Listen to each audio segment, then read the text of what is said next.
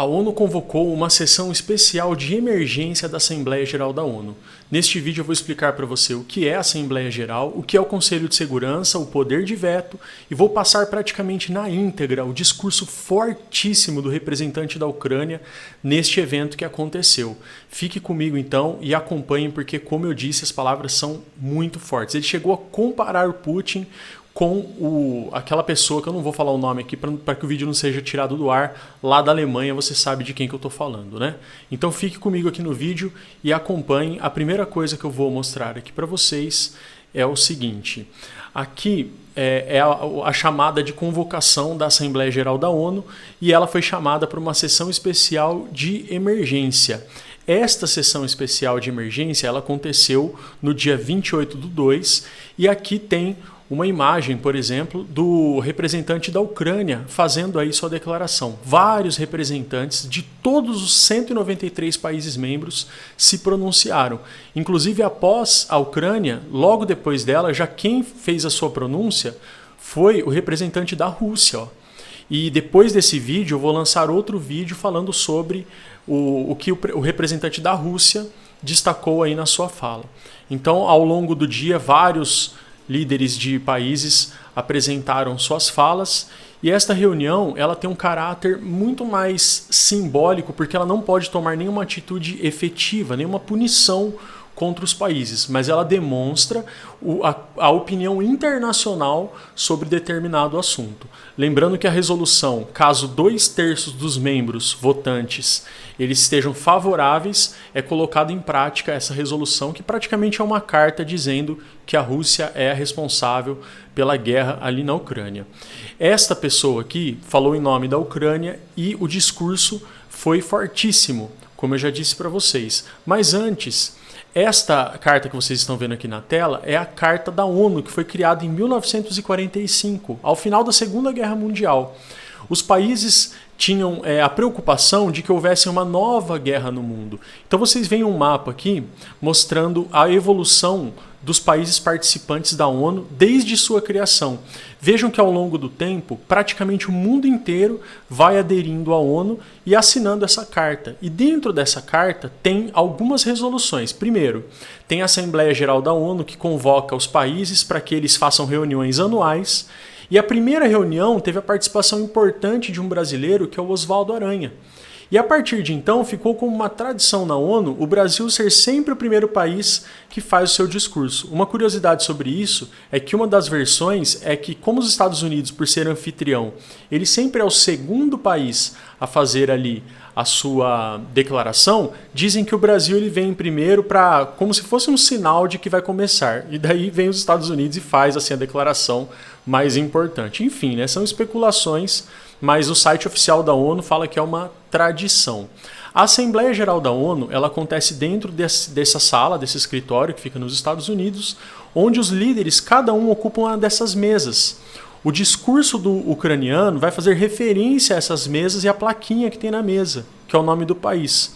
Então os países eles se posicionam e existe uma tradução simultânea.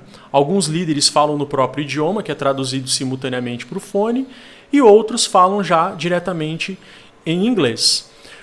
A Assembleia Geral da ONU ela é formada então por todos os países do mundo que se posicionam de acordo com essa legenda que está aqui. América Latina, Europa Oriental, Grupo da Ásia e do Pacífico, Grupo da África, aqui seria América Latina e Caribe, e aqui Grupo da Europa Ocidental e outros. E o discurso ocorre aqui na frente, onde todo mundo está posicionado na sala, como eu já mostrei para vocês. No entanto, a reunião da Assembleia Geral da ONU ela é sempre mais voltada para questões mais universais, e cada país vai lá, faz o seu discurso, então temas como questões ambientais, preocupações, onde o país vai lá e expressa o que ele pensa a respeito da paz no mundo naquele momento ou das suas necessidades básicas.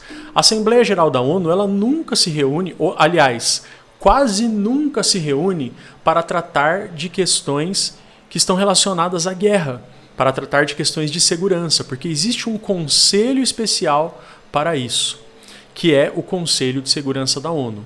O Conselho de Segurança da ONU ele é formado por 15 países que sentam em volta dessa mesa, e destes 15 países, 10 países são membros rotativos, que a cada 2 anos eles vão sendo substituídos. Os membros rotativos atuais estão aqui na tela para você acompanhar comigo. Então temos o Gabão e o Gana e o Quênia representando o continente africano, os Emirados Árabes Unidos e a Índia representando o grupo da Ásia e do Pacífico, a Albânia representando o grupo da Europa Oriental, o Brasil e o México representando a América Latina e o Caribe, e a Irlanda e a Noruega representando a Europa Ocidental e outros. E onde estão os países aí que você deve estar pensando, os mais poderosos? Eles são membros permanentes do Conselho de Segurança. E já vou explicar para vocês a diferença daqui a pouquinho entre os rotativos e os permanentes. Aqui estão os membros permanentes: a China, a França, a Rússia, o Reino Unido e os Estados Unidos. Estes membros permanentes, eles têm um poder maior do que os demais, que é chamado de poder de veto. Eles podem simplesmente vetar uma decisão que é tomada por todos os 15 países, ou 14.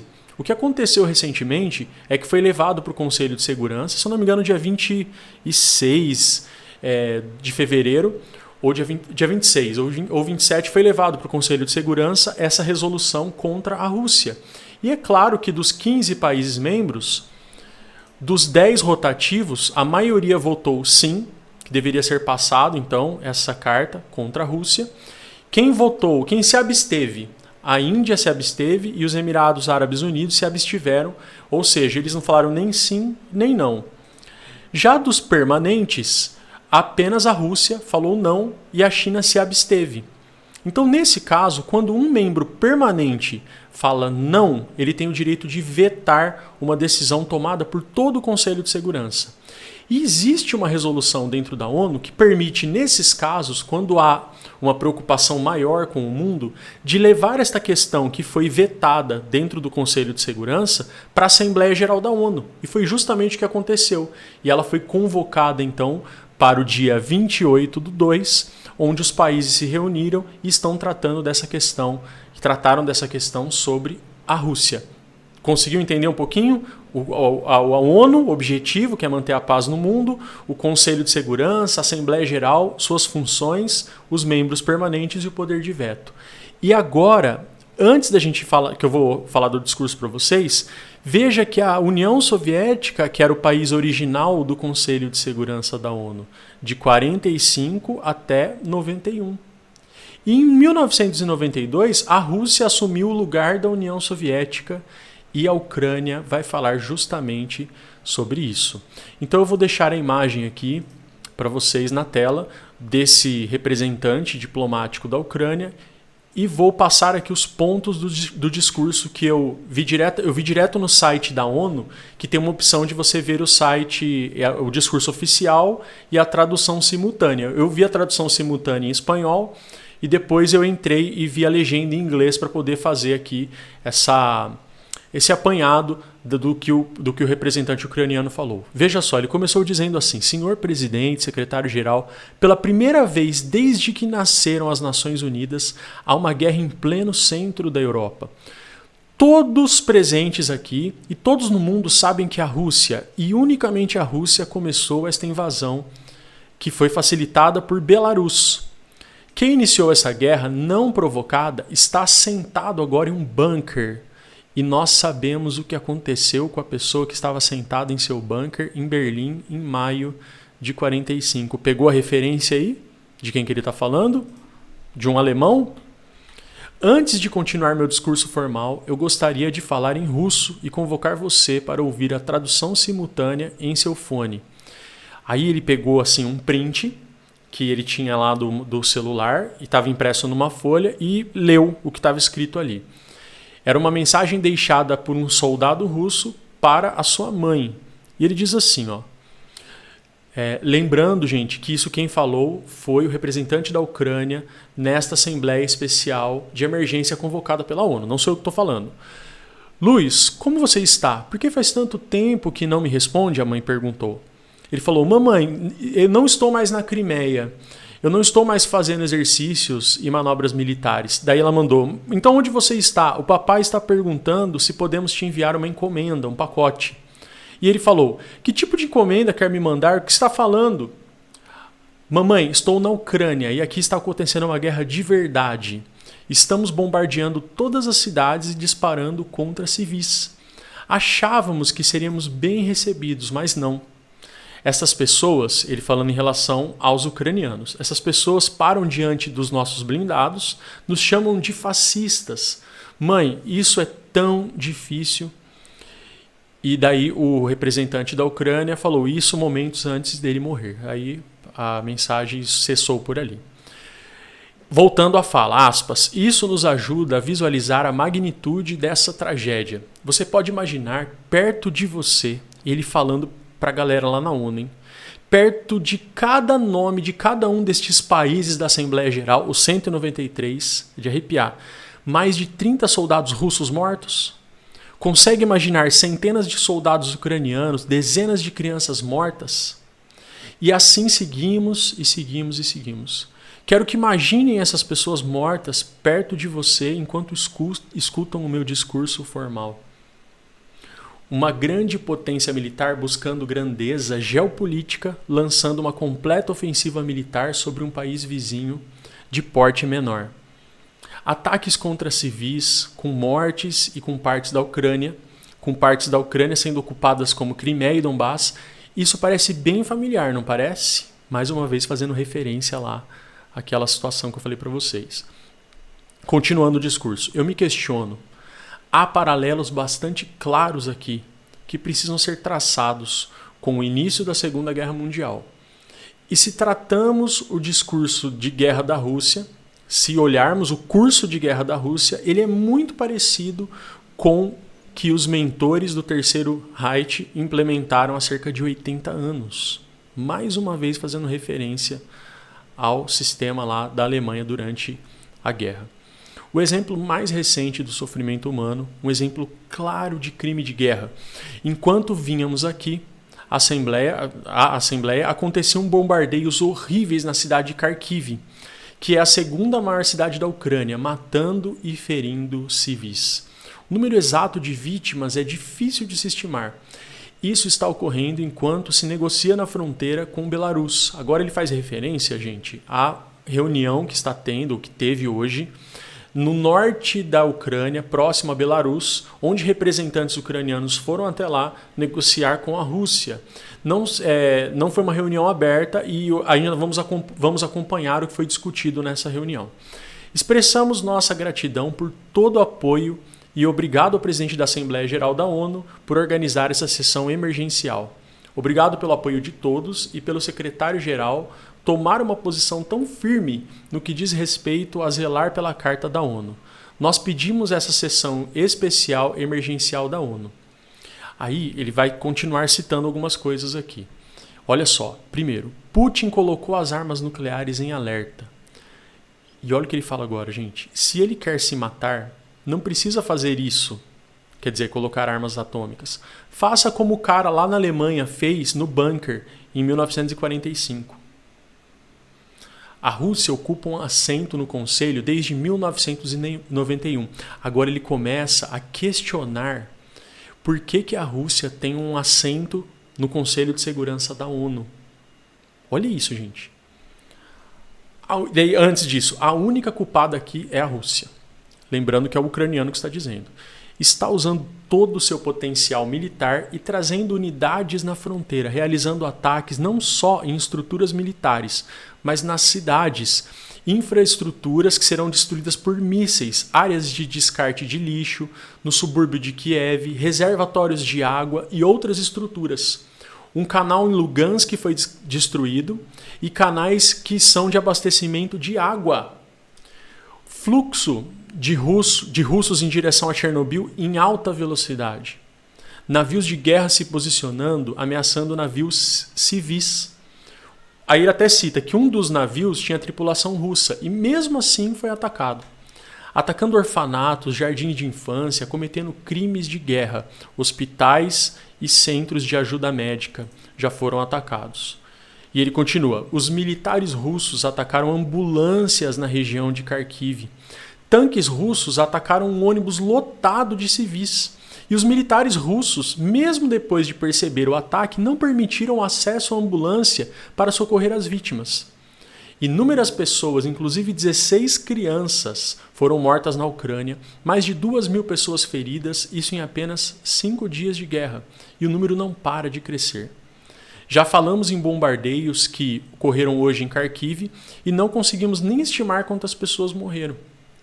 Aí ele vai pegar firme aqui, ó. A Ucrânia ativa nesse momento o artigo 51 em sua defesa. Nós perdemos mais de 5.000 soldados e pessoas nestes 5 dias de guerra. Aí ele vai chamar a atenção da Assembleia. A Assembleia Geral precisa exigir o fim da agressão russa. Temos que exigir que as forças russas deixem imediatamente a Ucrânia. Temos que exigir que a Rússia reverta as ações feitas em Lugansk e Donetsk. Que se você tiver alguma dúvida, veja os vídeos anteriores do canal que eu já falei sobre isso. A Assembleia Geral também precisa ser clara no que tange ao comportamento de Belarus e seu envolvimento. As implicações já tiveram efeitos para todos os presentes aqui, em especial para a Europa. Mas na energia, na alimentação, sem falar no colapso de algumas economias. O momento de agir é agora. É o momento de ajudar o povo ucraniano, que está pagando o preço máximo pela segurança sua, aí ele frisou, e do mundo. Se a Ucrânia não sobreviver, a paz mundial não vai sobreviver, a ONU não vai sobreviver, a democracia não vai sobreviver. Salvemos a Ucrânia, salvemos a ONU, salvemos a democracia. Defendamos os valores que nós acreditamos, os mesmos valores que os ucranianos estão defendendo e pagando com suas próprias vidas. Nossa, ele pegou pesado. O delegado russo vai falar depois de mim. Isso ele dizendo. Putin fez tudo o que tinha ao seu alcance para deslegitimar a presença russa na ONU. Acho que ele fez alguma referência a alguma coisa mais antiga, tá? Mas eu me pergunto se em algum momento a presença da Rússia na ONU foi legítima. Eu me pergunto se em algum momento essa Assembleia deliberou e votou de acordo com o artigo 4 do parágrafo 2º sobre a admissão da Federação Russa à ONU, a Assembleia Geral, que eu já mostrei para vocês no meio do vídeo. A admissão da Rússia às Nações Unidas. Olha o que ele fala agora. Em dezembro de 1991, ou em janeiro de 1992, ou em qualquer momento após, eu peço aos delegados, isso foi inédito que ele fez, hein? Eu peço aos delegados, cujos países que votaram, lá em 1991 e 92, pela admissão da Rússia às Nações Unidas, gostaria de pedir que vocês levantassem as mãos e confirmem que a Rússia foi anexada de acordo com a Carta das Nações. E ficou quieto. E daí ficou um silêncio.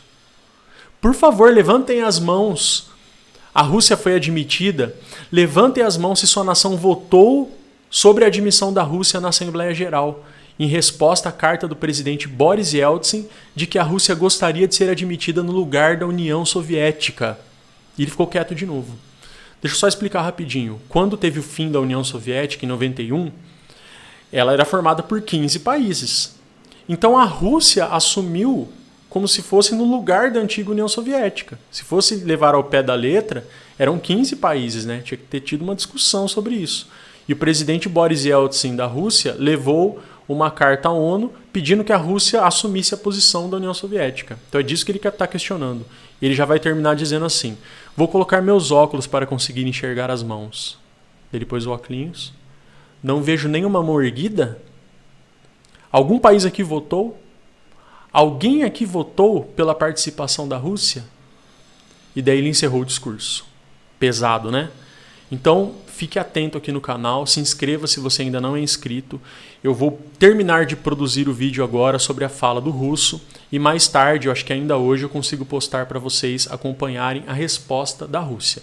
Eu já ouvi e já adianto que é mais ou menos o que a gente estava esperando.